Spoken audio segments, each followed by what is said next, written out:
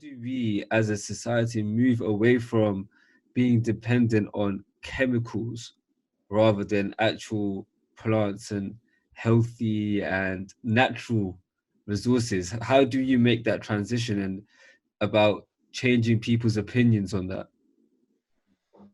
It comes with proof. Like, people want to see it happen. Yeah. The funny thing is, people will see it happen and they'll still go, nah, it's nonsense. Yeah. Yeah. It's like, there's some people you just can't win over, Yeah. and that's fine. It takes all sorts to make up the world. It is what it is. But it's in seeing it happen, it's in being able to show someone that I did this and this happened. Until it's tangible for someone, until they can actually see and make sense of it, it's just nonsense to them. It's not real. It's not their reality. It's not normal. It's not fathomable to them.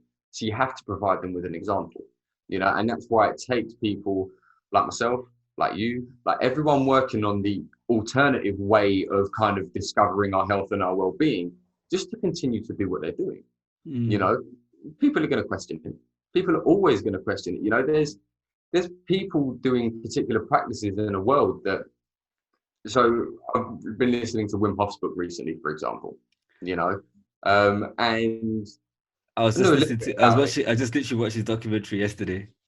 He's great. It's amazing. But what he's doing is he's blazing a trail that science is having to catch up to. Yeah. And he's still proving what he's doing. And science, and some people are still going, no, not having that.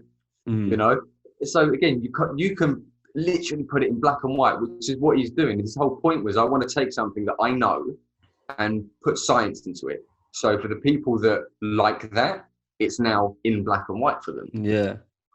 But that principle of just, once you see something and it works, you just keep doing it, and enough people will come round to it. Or more to the point, the people that need to come around to it will come around to it. Yeah. I said, you can't help everybody. And that's the reality of this. Like, it can be a frustrating road sometimes when you kind of just want to shake someone and just be like, wake up. Yeah. Everything you're doing is rooted in your habits. And if we change them, guess what? You can feel and function a hell of a lot better than you think you can.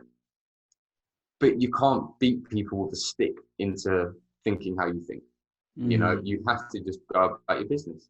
You just go, okay, fair enough, I respect your decision. This is why, like, even when it comes to within the health and fitness and wellness industry, and you've got people that are vegan, you've got people that are carnivore, you've got people that are pescatarian, you've got people that are fruitarian, you've got people that, and it's all about, how do I prove you're wrong? It's like, hang on, no, we're missing the point here. Instead of us all sitting here trying to have an argument and disprove each other, which is just further division, why can't we all just sit around a table and go, okay, brilliant, I can see what you're doing works. Talk to me about that. I'd like to know.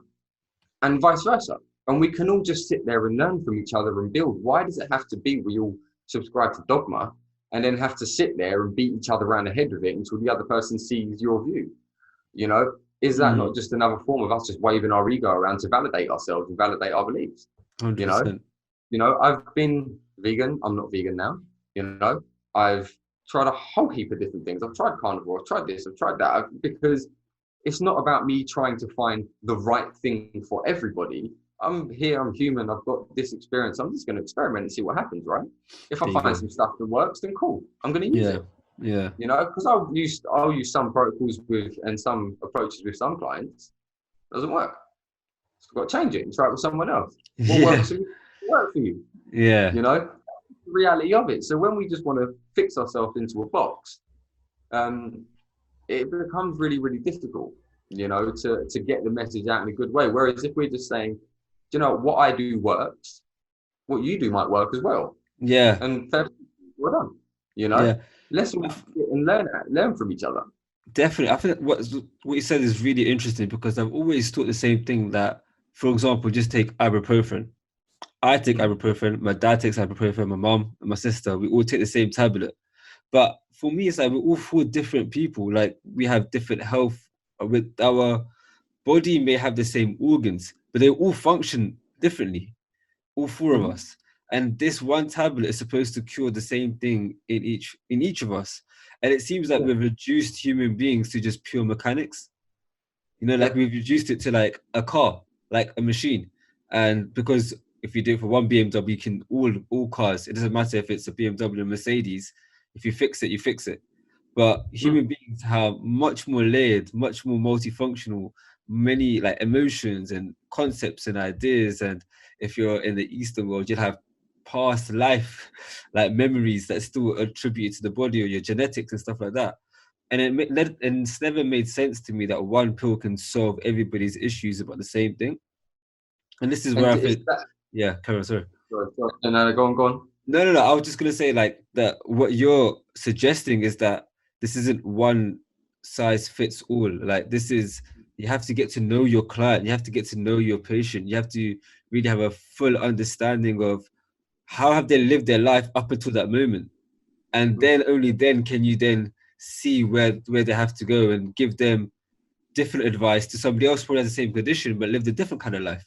You know, like if I've been vegetarian my whole life and somebody's had meat the whole life and we come to you, we have the same issue, you're going to treat us differently because that's what it makes. But obviously we live in such a fast-paced world where everything has to be fixed so instantly that we don't even have the opportunity to get that deep with individuals and really heal them rather than treat them. Would you agree with that? Absolutely. To just circle back on the pill for an ill kind of thing. Yeah. Again, so when you're a kid, right, you get sick and your mum takes you to the doctors and the doctor goes, here's a prescription, you get a bottle of pink stuff. And you go home and you take the pink stuff and everything's fine, you know? And you just do this for years and years and years and years and years. And then you get to being 30 years old, you still have that same mindset. The difference is you've now got 30 years of accumulated dysfunction and toxicity and whatever else it is that you've been carrying. But your mindset is still, I just need to do one thing to change it. And this is where this is a massive issue, you know, because as I said before, if it's taking you X amount of years to accumulate something, it's going to take more than one pill or one protocol or one change in diet or what to change it. It is a holistic consideration that is needed.